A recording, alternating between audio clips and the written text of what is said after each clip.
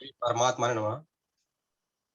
श्रीमद् भगवत गीता 29वां श्लोक, द्वितीय अध्याय 29वां श्लोक। कोई इस शरीर को आश्चर्य की तरह देखता है, अनुभव करता है, और वैसे ही दूसरा कोई इसका आश्चर्य की तरह वर्णन करता है, तथा अन्य कोई इसको आश्चर्य की तरह सुनता है, और इसको सुनकर भी कोई नहीं जानता, अर्थात यह दुर्विज्ञ है। हे भरत वंशोद्भव अर्जुन, सबके देह में यह देह ही नित्य ही अवध्य है, इसीलिए संपूर्ण प्राणियों के लिए अर्थात किसी भी प्राणी के लिए तुम्हें शोक नहीं करना चाहिए, और अपने छात्र धर्म को देखकर भी तुम्हें विकंपित अर्थात कर्तव्य कर्म से विचलित नहीं होना चाहिए, क्योंकि धर्म में युद्ध से बढ़कर क्षत्रिय के लिए दूसरा कोई कल्याणकारक कर्म नहीं है। अपने आप प्राप्त हुआ यह अपने आप प्राप्त हुआ युद्ध खुला हुआ स्वर्ग का दरवाजा भी है। हे प्रथानंदन, वे क्षत्रिय बड़े सुखी भाग्यशाली हैं जिनको ऐसा युद्ध प्राप्त होता है। अब अगर तू यह धर्म में युद्ध नहीं करेगा तो अपने धर्म और कीर्ति का त्याग करके पाप को प्राप्त होगा, और अब प्राणी भी और सब प्राणी भी तेरी सदा रहने वाली अपकीर्ति का कथन अर्थात निंदा करेंगे। वह अपकीर्ति सम्मानित मनुष्य के लिए मृत्यु से भी बढ़कर दुखदायी होती है, तथा महारथी लोग तुझे भय के कारण युद्ध से हटा हुआ मानेंगे, जिनकी धारणा में तू बहुमान्य हो चुका है, उनकी दृष्टि में तू लघुता को प्राप्त हो जाएगा। अगर तेरे शत्रु लोग तेरी सामर्थ्य की निंदा करते हुए बहुत से न कहने योग्य वचन भी कहेंगे, उससे बढ़कर और दुख की बात क्या होगी। अगर युद्ध में तू मारा जाएगा तो तुझे स्वर्ग की प्राप्ति होगी, और अगर युद्ध में तू जीत जाएगा तो पृथ्वी का राज्य भोगेगा। अतः हे कुंती नंदन, तू युद्ध के लिए निश्चय करके खड़ा हो जा। जय पराजय, लाभ हानि और सुख दुख को समान करके फिर युद्ध में लग जा। इस प्रकार युद्ध करने से तू पाप को प्राप्त नहीं होगा। हे पार्थ, यह समबुद्धि तेरे लिए पहले सांख्य योग में कही गई, और अब तू इसको कर्म योग के विषय में सुन। जिस समबुद्धि से युक्त हुआ तू कर्म बंधन का त्याग कर देगा। मनुष्य लोक में इस समबुद्धि रूप धर्म के आरंभ का नाश नहीं होता, तथा इसके अनुष्ठान का उल्टा फल भी नहीं होता, और इसको थोड़ा सा भी अनुष्ठान जन्म मरण रूप महान भय से रक्षा कर लेता है। हे कुरुनंदन, इस समबुद्धि की प्राप्ति के विषय में निश्चय वाली बुद्धि एक ही होती है, जिसका एक निश्चय नहीं है। ऐसे मनुष्यों की बुद्धियां अनंत और बहुत शाखाओं वाली ही होती है। हे प्रथानंदन, जो कामनाओं में तन्मय हो रहे हैं, स्वर्ग को ही श्रेष्ठ मानने वाले हैं, वेदों में कहे हुए सकाम कर्मों के में प्रीति रखने वाले हैं, भोगों के सिवाय और कुछ है ही नहीं, ऐसा कहने वाले हैं, वे अविवेकी मनुष्य इस प्रकार की जिस पुष्पित दिखाऊ शोभा युक्त वाणी को कहा करते हैं, जो कि जन्म रूपी कर्म फल को देने वाली है, तथा भोग और ऐश्वर्य की प्राप्ति के लिए बहुत सी क्रियाओं का वर्णन करने वाली है। उस पुष्पित वाणी से जिसका अंतःकरण हर लिया गया है, अर्थात भोगों की तरफ खिंच गया है, और जो भोग तथा ऐश्वर्य में अत्यंत आसक्त है, उन मनुष्यों की परमात्मा में एक निश्चय वाली बुद्धि नहीं होती। वेद तीनों गुणों के कार्य का ही वर्णन करने वाले हैं। हे अर्जुन, तू तीनों गुणों से रहित हो जा, राग द्वेषादि द्वंद्वों से रहित हो जा, निरंतर नित्य वस्तु परमात्मा में स्थित हो जा। योग क्षेम की चाहना भी मत रख और परमात्मा परायण हो जा। सब तरफ से परिपूर्ण महान जलाशय से प्राप्त होने पर छोटे गड्ढों में भरे जल में मनुष्य का जितना प्रयोजन हो रहता है, अर्थात कुछ भी प्रयोजन नहीं रहता, वेदों और शास्त्रों को तत्व से जानने वाले ब्रह्म ज्ञानी का संपूर्ण वेदों में उतना ही प्रयोजन रहता है, अर्थात कुछ भी प्रयोजन नहीं रहता। कर्तव्य कर्म से ही तेरा अधिकार है, फलों में कभी नहीं। अतः तू कर्म फल का हेतु भी मत बन और तेरी कर्म न करने में भी आसक्ति न हो।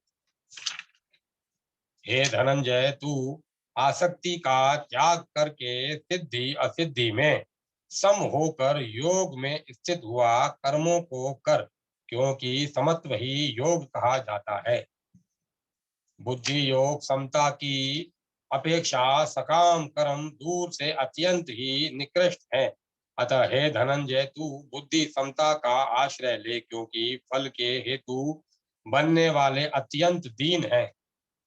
बुद्धि समता से युक्त मनुष्य यहाँ जीवित अवस्था में ही पुण्य और पाप दोनों का त्याग कर देता है। अतः तू योग समता में लग जा, क्योंकि कर्मों में योग ही कुशलता है। कारण कि समता युक्त बुद्धिमान साधक कर्म जन्य फल का अर्थात संसार मात्र का त्याग करके जन्म रूप बंधन से मुक्त होकर निर्विकार पद को प्राप्त हो जाते हैं। जिस समय तेरी बुद्धि मोह रूपी दलदल को भली भांति तर जाएगी, उसी समय तू सुने हुए और सुनने में आने वाले भोगों से वैराग्य को प्राप्त हो जाएगा। जिस काल में शास्त्रीय मतभेद से विचलित हुई तेरी बुद्धि निश्चल हो जाएगी और परमात्मा में अचल हो जाएगी, उस काल में तू योग को प्राप्त हो जाएगा। हे केशव, अर्जुन बोले, हे केशव, परमात्मा में स्थित स्थिर बुद्धि वाले मनुष्य के क्या लक्षण होते हैं? वह स्थिर बुद्धि वाला मनुष्य कैसे बोलता है, कैसे बैठता है और कैसे चलता है, अर्थात व्यवहार करता है? श्री भगवान बोले, हे प्रथानंदन, जिस काल में साधक मन में आई संपूर्ण कामनाओं का भली भांति त्याग कर देता है और अपने आप से अपने आप में ही संतुष्ट रहता है, उस काल में वह स्थिर बुद्धि कहा जाता है। दुखों की प्राप्ति होने पर जिसके मन में उद्वेग नहीं होता और सुखों की प्राप्ति होने पर जिसके मन में स्पृहा नहीं होती, तथा जो राग भय और क्रोध से सर्वथा रहित हो गया है, वह मननशील मनुष्य स्थिर बुद्धि कहा जाता है। सब जगह आसक्ति रहित हुआ जो मनुष्य उस शुभ अशुभ को प्राप्त करके न तो प्रसन्न होता है और न द्वेष करता है, उसकी बुद्धि स्थिर है। जिस तरह कछुआ अपने अंगों को सब ओर से समेट लेता है, ऐसे ही जिस काल में यह कर्म योगी इंद्रियों के विषयों से इंद्रियों को सब प्रकार से हटा लेता है, तब उसकी बुद्धि स्थिर हो जाती है। निराहारी इंद्रियों को विषयों से हटाने वाले मनुष्य के भी विषय तो निवृत्त हो जाते हैं, पर रस निवृत्त नहीं होता। परंतु परमात्मा तत्व का अनुभव होने से इस स्थित प्रज्ञ मनुष्य का रस भी निवृत्त हो जाता है, अर्थात उसकी संसार में रस बुद्धि नहीं रहती। कारण कि हे कुंती नंदन, रस बुद्धि रहने से यत्न करते हुए विद्वान मनुष्य की भीड़ प्रमथनशील इंद्रियां उसके मन को बलपूर्वक हर लेती हैं। कर्म योगी साधक उन संपूर्ण इंद्रियों को वश में करके मेरे परायण होकर बैठे, क्योंकि जिसकी इंद्रियां वश में है उसकी बुद्धि स्थिर है।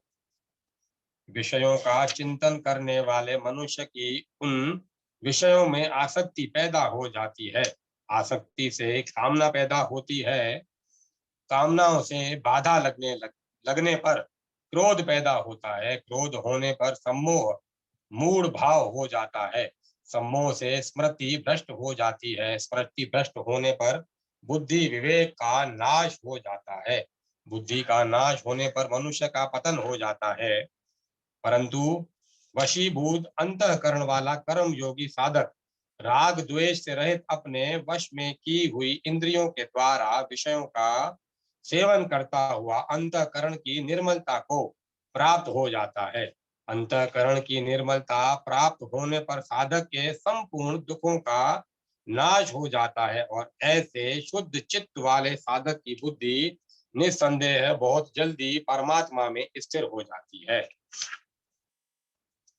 जिसके मन इंद्रियां संयमित नहीं है, ऐसे मनुष्य की व्यवसायित्मिका बुद्धि नहीं होती और व्यवसायित्मिका बुद्धि से न होने से उस अयुक्त मनुष्य में निष्काम भाव अर्थात कर्तव्य परायणता का भाव नहीं होता। निष्काम भाव न होने से उसको शांति नहीं मिलती। फिर शांति रहित मनुष्य को सुख कैसे मिल सकता है?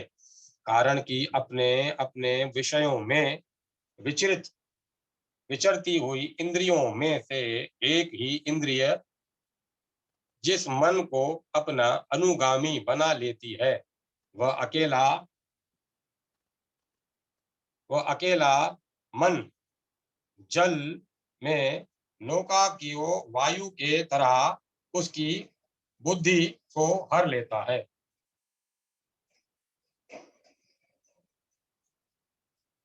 इसीलिए हे महाबाहो, जिस मनुष्य की इंद्रियों के विषय से सर्वथा वश में की हुई हैं, उसकी बुद्धि स्थिर है।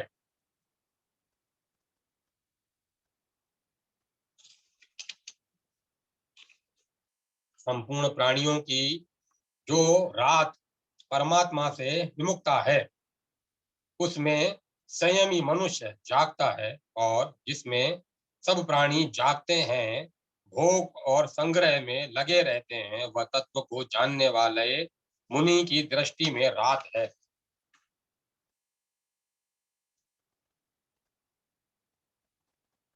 जैसे संपूर्ण नदियों का जल चारों ओर से जल द्वारा परिपूर्ण समुद्र में आकर मिलता है, पर समुद्र अपनी मर्यादा में अचल स्थिति रहता है, ऐसे ही संपूर्ण भोग पदार्थ जिस संयमी मनुष्य को विकार उत्पन्न किए बिना ही प्राप्त होते हैं, वही मनुष्य परम शांति को प्राप्त होता है, भोगों की कामना वाला नहीं।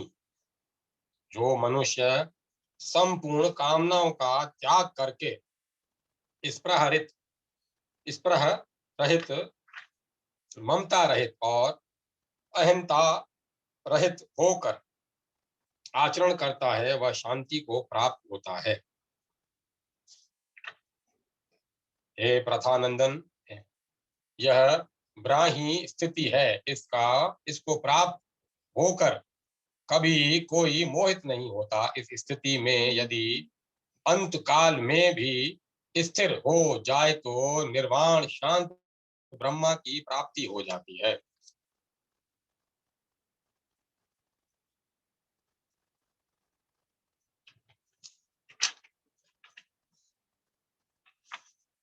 द्वितीय अध्याय समाप्त। ओम श्री परमात्मा नमः। तृतीय अध्याय। श्लोक। अर्जुन बोले, हे जनार्दन, अगर आप कर्म से बुद्धि ज्ञान को श्रेष्ठ मानते हैं, तो फिर हे केशव मुझे घोर कर्म में क्यों लगाते हैं? आप अपने मिले हुए से वचनों से मेरी बुद्धि को मोहित सी कर रहे हैं। श्री भगवान बोले,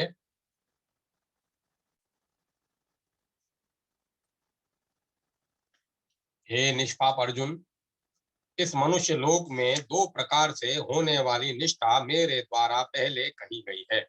उनमें ज्ञानियों की निष्ठा ज्ञान योग से और योगियों की निष्ठा कर्म योग से होती है। मनुष्य न तो कर्मों का आरंभ किए बिना निष्कर्मता का अनुभव करता है और न कर्मों के त्याग मात्र से सिद्धि को ही प्राप्त होता है। कोई भी मनुष्य किसी भी अवस्था में क्षण मात्र भी कर्म किए बिना नहीं रह सकता, क्योंकि प्रकृति के परवश हुए सब प्राणियों से प्रकृति जन्य गुण कर्म करवा लेते हैं।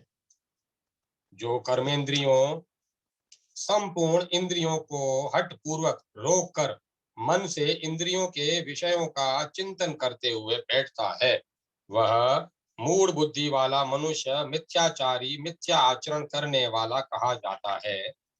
परंतु हे अर्जुन, जो मनुष्य मन से इंद्रियों पर नियंत्रण करके आसक्ति रहित होकर निष्काम भाव से कर्मेंद्रियों सहित समस्त इंद्रियों के द्वारा कर्म योग का आचरण करता है, वही श्रेष्ठ है। तो शास्त्र विधि से नियत किए हुए कर्तव्य कर्म कर, क्योंकि कर्म न करने की अपेक्षा कर्म करना श्रेष्ठ है, तथा कर्म न करने से तेरा शरीर निर्वाह भी सिद्ध नहीं होगा। यज्ञ कर्तव्य पालन के लिए किए जाने वाले कर्मों से अन्यत्र अपने लिए किए जाने वाले कर्मों में लगा हुआ यह मनुष्य समुदाय कर्मों से बंधता है। इसीलिए हे कुंती नंदन, तू आसक्ति रहित होकर उस यज्ञ के लिए ही कर्तव्य कर्म कर। प्रजापति ब्रह्मा ने सृष्टि के आदि काल में कर्तव्य कर्मों के विधान सहित प्रजा मनुष्य आदि की रचना करके उनसे प्रधानतया मनुष्यों से कहा कि तुम लोग इस कर्तव्य के द्वारा सबकी वृद्धि करो, और यह कर्तव्य कर्म रूप यज्ञ तुम लोगों को कर्तव्य पालन की आवश्यक सामग्री प्रदान करने वाला हो। इस अपने कर्तव्य कर्म के द्वारा तुम लोग देवताओं को उन्नत करो, और वे देवता लोग अपने कर्तव्य के द्वारा तुम लोगों को उन्नत करें। इस प्रकार एक दूसरे को उन्नत करते हुए तुम लोग परम कल्याण को प्राप्त हो जाओगे। यज्ञ से पुष्ट हुए देवता भी तुम लोगों को बिना मांगे ही कर्तव्य पालन की आवश्यक सामग्री देते रहेंगे। इस प्रकार उन देवताओं की दी हुई सामग्रियों को दूसरों की सेवा में लगाए बिना जो मनुष्य स्वयं ही उसका उपभोग करता है, वह चोर ही है। यज्ञ शेष योग का अनुभव करने वाले श्रेष्ठ मनुष्य संपूर्ण पापों से मुक्त हो जाते हैं, परंतु जो केवल अपने लिए ही पकाते अर्थात सब कर्म करते हैं, वे पापी लोग तो पाप का ही भक्षण करते हैं। संपूर्ण प्राणी अन्न से उत्पन्न होते हैं। अन्न की उत्पत्ति वर्षा से होती है, वर्षा यज्ञ से होती है, यज्ञ कर्मों से संपन्न होता है। कर्मों को तू वेद से उत्पन्न जान, और वेद को अक्षर ब्रह्म से प्रकट हुआ जान। इसीलिए वह सर्वव्यापी परमात्मा यज्ञ कर्तव्य कर्म में नित्य स्थित है। हे पार्थ, जो मनुष्य इस लोक में इस प्रकार परंपरा से विचलित सृष्टि चक्र के अनुसार नहीं चलता, वह इंद्रियों के द्वारा भोगों में रमण करने वाला अधायु पाप में जीवन बिताने वाला मनुष्य संसार में व्यर्थ ही जीता है। परंतु जो मनुष्य अपने आप में ही रमण करने वाला और अपने आप में ही तृप्त तथा सब अपने आप में ही संतुष्ट है, उसके लिए कोई कर्तव्य नहीं है। उस कर्म योग से सिद्ध हुए महापुरुष का इस संसार में न तो कर्म करने में कोई प्रयोजन रहता है और न कर्म न करने में ही कोई प्रयोजन रहता है, तथा संपूर्ण प्राणियों में किसी भी प्राणी के साथ उसका किंचन मात्र भी स्वार्थ का संबंध नहीं रहता। इसीलिए तू निरंतर आसक्ति रहित होकर कर्तव्य कर्म का भली भांति आचरण कर, क्योंकि आसक्ति रहित होकर कर्म करना करता हुआ मनुष्य परमात्मा को प्राप्त हो जाता है।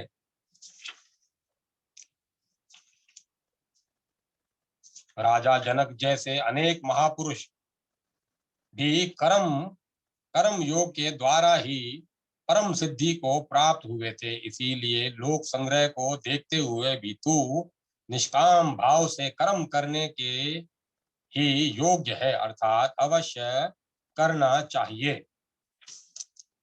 श्रेष्ठ मनुष्य जो जो आचरण करता है दूसरे मनुष्य वैसा वैसा ही आचरण करते हैं। वह जो कुछ प्रमाण कर देता है दूसरे मनुष्य उसी के अनुसार आचरण करते हैं। हे पार्थ, मुझे तीनों लोकों में न तो कुछ कर्तव्य है और न कोई प्राप्त करने योग्य वस्तु अप्राप्त है, फिर भी मैं कर्तव्य कर्म में ही लगा रहता हूँ। क्योंकि हे पार्थ, अगर मैं किसी समय सावधान होकर कर्तव्य कर्म न करूं तो बड़ी हानि हो जाए, क्योंकि मनुष्य सब प्रकार से मेरे ही मार्ग का अनुसरण करते हैं। यदि मैं कर्म न करूं तो ये सब मनुष्य नष्ट भ्रष्ट हो जाएं और मैं वर्ण संकरता को करने वाला हूं तथा इस समस्त प्रजा को नष्ट करने वाला बनूं। हे भरत वंशोद्भव अर्जुन, कर्मों में आसक्त हुए अज्ञानी जन जिस प्रकार कर्म करते हैं, आसक्ति रहित तत्वज्ञ महापुरुष ही भी लोक संग्रह करना चाहता हुआ उसी प्रकार कर्म करे। सावधान तत्वज्ञ महापुरुष कर्मों में आसक्ति वाले अज्ञानी मनुष्यों की बुद्धि में भ्रम उत्पन्न न करे, प्रतियुक्त स्वयं समस्त कर्मों को अच्छी तरह से करता हुआ उनसे भी वैसे ही करवाए। संपूर्ण कर्म सब प्रकार से प्रकृति के गुणों द्वारा किए जाते हैं, परंतु अहंकार से मोहित अंतःकरण वाला अज्ञानी मनुष्य मैं करता हूं ऐसा मान लेता है। परंतु हे महाबाहो, गुण विभाग और कर्म विभाग को तत्व जानने वाला महापुरुष संपूर्ण गुण ही गुणों में बरत रहे हैं ऐसा मानकर उनमें आसक्त नहीं होता। प्रकृति जन्य गुणों से उत्पन्न अत्यंत मोहित हुए अज्ञानी मनुष्य गुणों और कर्मों में आसक्त रहते हैं। उन पूर्णतया न समझने वाले मंद बुद्धि अज्ञानियों को पूर्णतया जानने वाला ज्ञानी मनुष्य विचलित न करे। तू विवेकवती बुद्धि के द्वारा संपूर्ण कर्तव्य कर्मों को मेरे अर्पण करके कामना रहित, ममता रहित और संताप रहित होकर युद्ध रूप कर्तव्य कर्म को कर।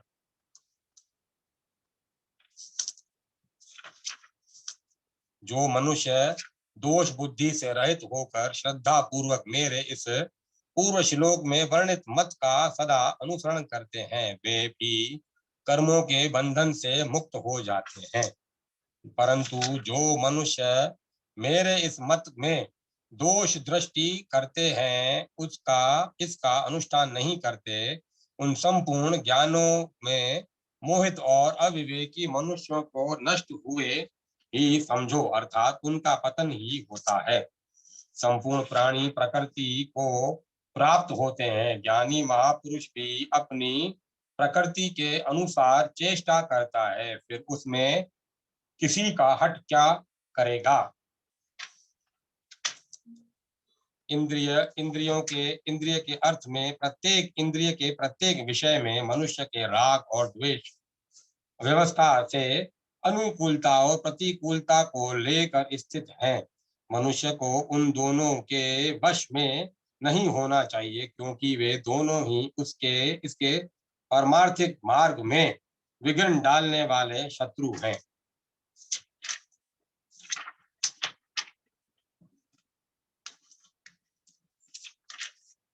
अच्छी तरह आचरण में लाए हुए दूसरे के धर्म से गुणों की कमी वाला अपना धर्म श्रेष्ठ है। अपने धर्म में तो मरना भी कल्याणकारक है और दूसरे का धर्म भय को देने वाला है। अर्जुन बोले, हे वार्ष्णेय, फिर यह मनुष्य न चाहता हुआ भी जबरदस्ती लगाए हुए की तरह किससे प्रेरित होकर पाप का आचरण करता है? श्री भगवान बोले, रजोगुण से उत्पन्न यह काम अर्थात कामना ही पाप का कारण है। यह काम ही क्रोध में परिणत होता है। यह बहुत खाने वाला और महापापी है। इस विषय में तू इसको ही वेरी जान। जैसे धुएं से अग्नि और मल से दर्पण ढक जाता है तथा जैसे जेर से गर्भ ढका रहता है, ऐसे ही यह इस उस कामना के द्वारा यह ज्ञान अर्थात विवेक ढका हुआ है। हे कुंती नंदन, इस अग्नि के समान कभी तृप्त न होने वाले और विवेकियों के कामना रूप नित्य वैरी के द्वारा मनुष्य का विवेक ढका हुआ है। इंद्रियां, मन और बुद्धि इस कामना के वास स्थान कहे गए हैं। यह कामना इन इंद्रियां, मन और बुद्धि के द्वारा ज्ञान को ढककर देहाभिमानी मनुष्य को मोहित करती है। इसीलिए हे भरतवंशियों में श्रेष्ठ अर्जुन, तू सबसे पहले इंद्रियों को वश में करके इस ज्ञान और विज्ञान का नाश करने वाले महापापी काम को अवश्य ही बलपूर्वक मार डाल। इंद्रियों को स्थूल शरीर से पर श्रेष्ठ, सबल, प्रकाशक, व्यापक तथा सूक्ष्म कहते हैं। इंद्रियों से पर मन में इंद्रियों से पर मन है, मन से भी पर बुद्धि है और जो बुद्धि से भी पर है वह काम है। इस तरह बुद्धि से पर काम को जानकर अपने द्वारा अपने आप को वश में करके, हे महाबाहो, तू इस काम रूप दुर्जय शत्रु को मार डाल। तृतीय अध्याय समाप्त। चतुर्थ अध्याय कल पढ़ेंगे। कथा को विराम देते हैं।